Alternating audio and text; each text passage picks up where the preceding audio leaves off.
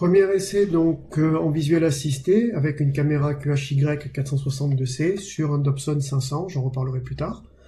Donc là nous avions fait une mise au point sur Vega de mémoire, pas de masque de Bahtinov, donc une mise au point qui a été faite de façon assez rapide à l'œil.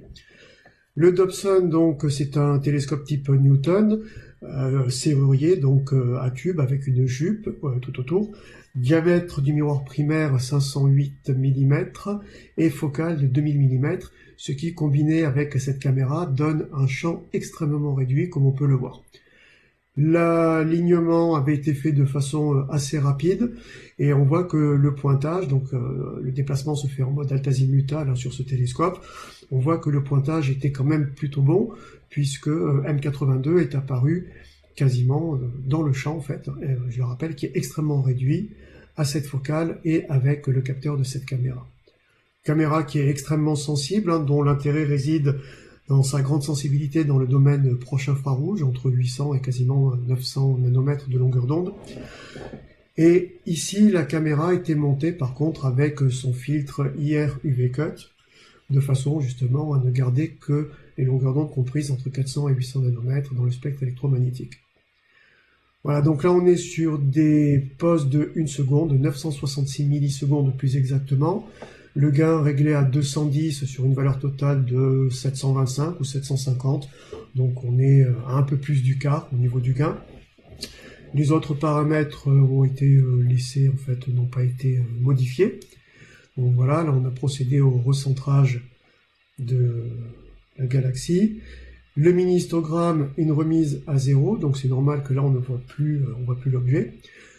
Et ensuite, l'utilisation soit du bouton auto-stretch du mini-histogramme, on va revenir dessus, soit modification manuelle de l'histogramme avec les 3 bandes, notamment celle du milieu, voilà ici, qui permet de faire réapparaître l'objet ciblé.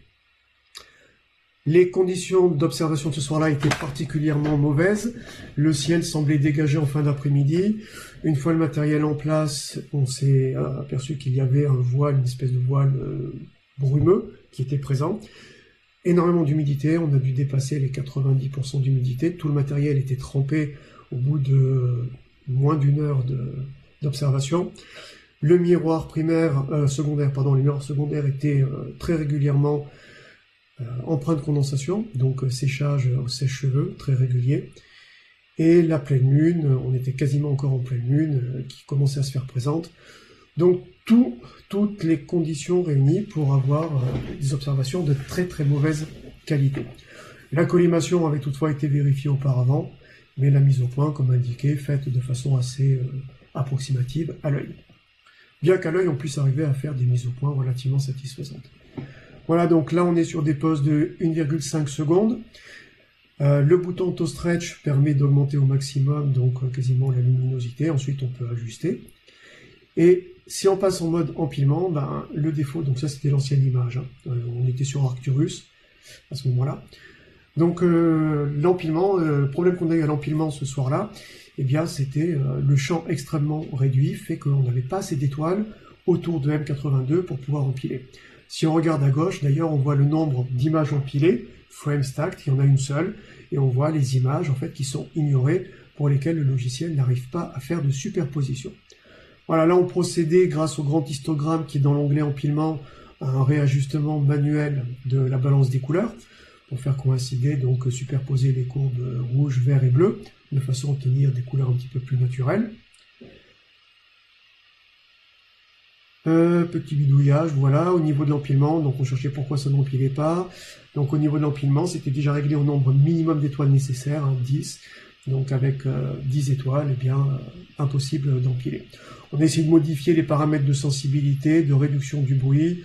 Bon, ça n'a rien changé, donc en fait on s'est contenté sur M82 de faire de l'observation vraiment en visuel temps quasi réel, puisqu'on est sur des poses ici de 1 seconde ou 1 seconde et demie, je crois que c'était 1 seconde et demie. Bon, on discerne quand même très nettement évidemment les contours de la galaxie, on voit des zones colorées en rouge. Donc Vu les conditions que nous avions ce soir-là, et un essai, en fait, vraiment un premier essai, donc là l'enregistrement, c'est vraiment le tout début, sans aucun test préalable.